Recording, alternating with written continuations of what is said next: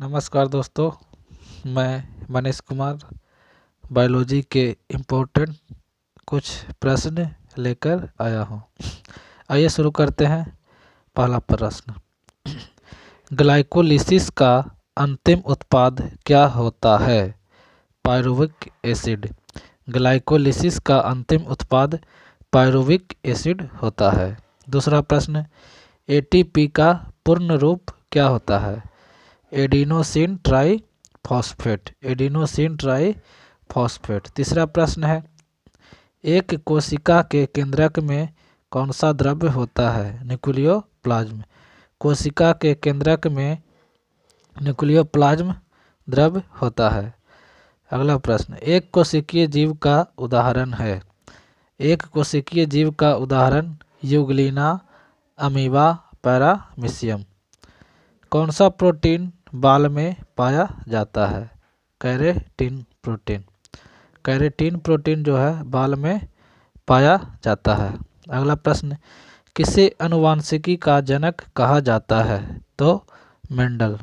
Mendel को आनुवंशिकी का जनक कहा जाता है। अगला प्रश्न, कोशिका झिल्ली की प्रवृत्ति क्या है? अर्धपारगम। कोशिका झिल्ली की प्रवृत्ति अर्धपारगम है। अगला प्रश्न, अमीबा अपना भोजन कहाँ पचाता है? तो खाद्यधानी में। अमीबा अपना भोजन खाद्यधानी में पचाता है। मादा युग्मक को क्या कहते हैं? अंडाणु। मादा युग्मक को अंडाणु कहते हैं। कौन सी कोशिकांग केवल पादप कोशिका में होती है? तो प्लास्टिड कोशिकांग केवल पादप कोशिका में होती है। अगला प्रश्न, किसने क्रमिक विकासवाद का सिद्धांत दिया था? तो डार्विन। डार्विन ने क्रमिक विकासवाद का सिद्धांत दिया था। अगला प्रश्न, कोशिका में क्रोमोसोम किससे मिलकर बने होते हैं? तो डीएनए और प्रोटीन।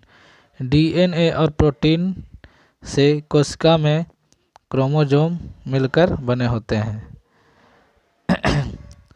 कोशिका का कौन सा गुण कुछ पदार्थों के भीतर तथा बाहर आने जाने की अनुमति देता है? तो प्लाज्मा झिल्ली। प्लाज्मा झिल्ली। अगला प्रश्न, पादप कोशिकाओं का कौन सा भाग चयनात्मक पारगम होता है? तो कोशिका झिल्ली। कोशिका झिल्ली। अगला प्रश्न, यूनानी विचारक अरस्तु ने जीवों को सबसे पहली बार किस आधार पर वर्गीकृत किया था? तो आवास के आधार पर।